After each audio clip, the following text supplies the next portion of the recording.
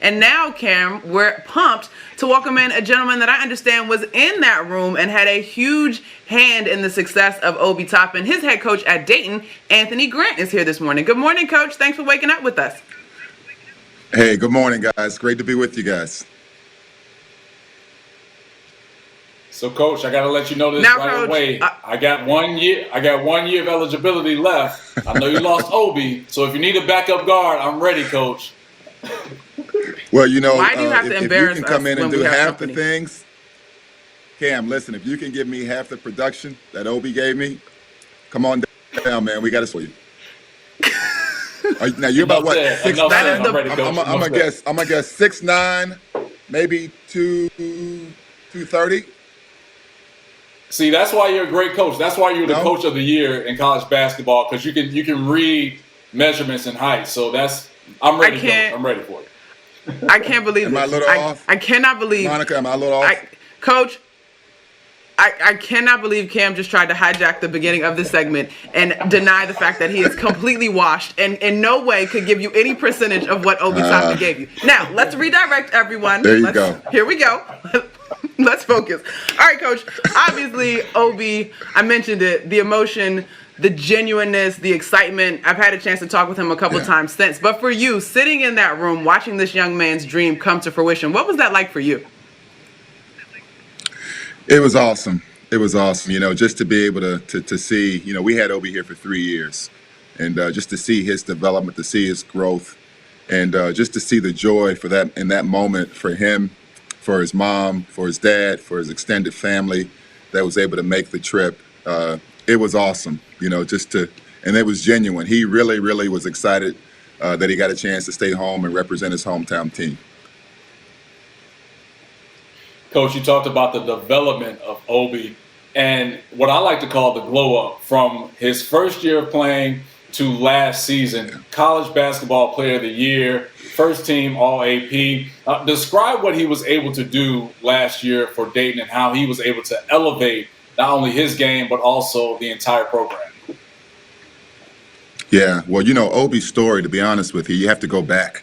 You know, you can't just look at what he did last year. You know, this is a guy that coming out of high school, nobody knew his name. You know, he was fortunate to be able to get to a prep school where he made a little bit of a name for himself. When I took over in 2017, he was still available in April.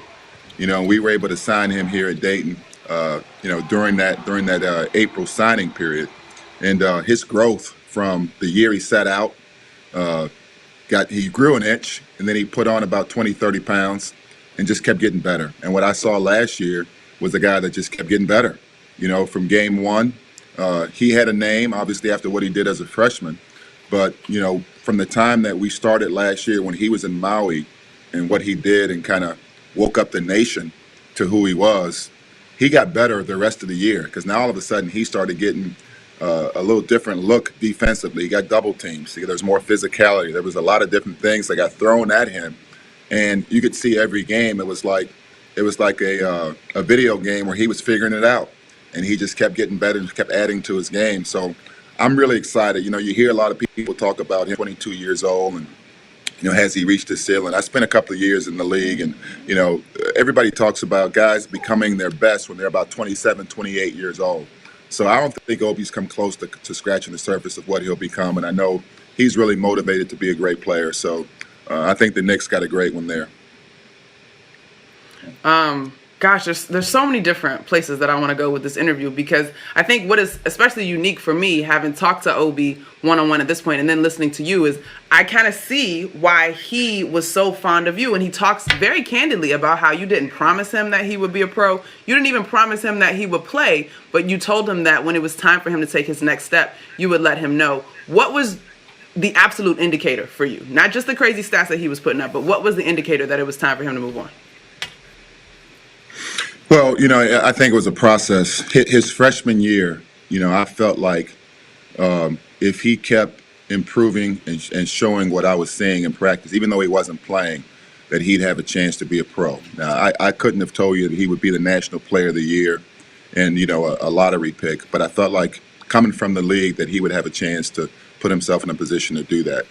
After his freshman year, the freshman year that he had, you know, he put his name in the draft.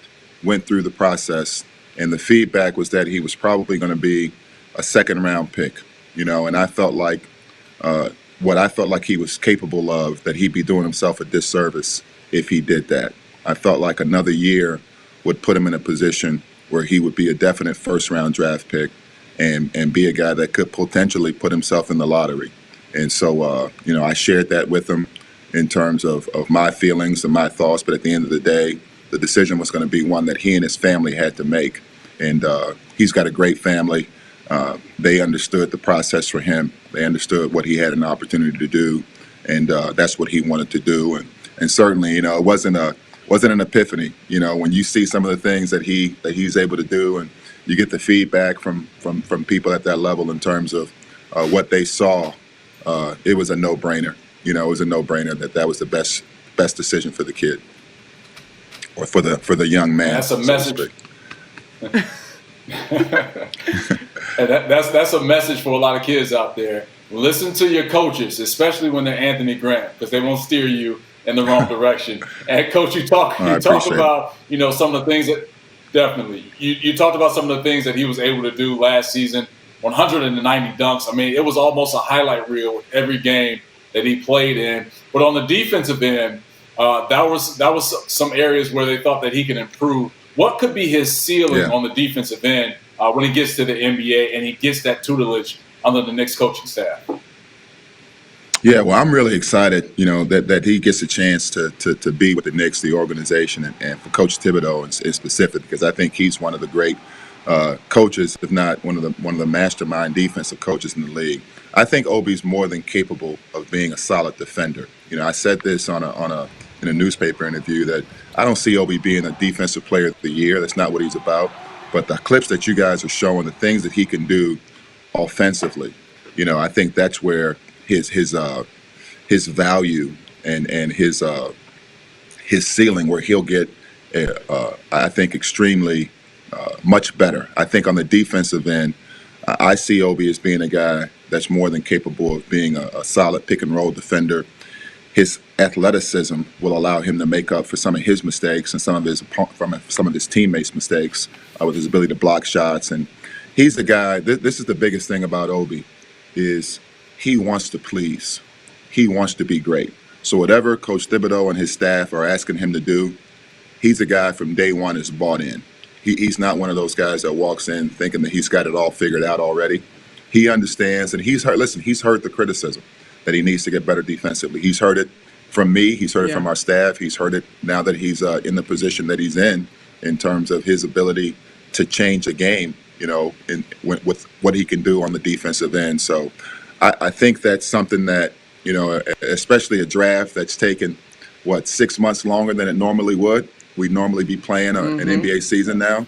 So all of a sudden now everybody comes and they want to pick apart, and they want to say, okay, he can't do this, can't do that, can't do this. What about what he can do? All right. What about what he can do? And let's look at the opportunity now that this is his job. This is what he'll be doing full time, studying the game, playing against the best players in the world, that he'll answer the bell. I'm confident he will.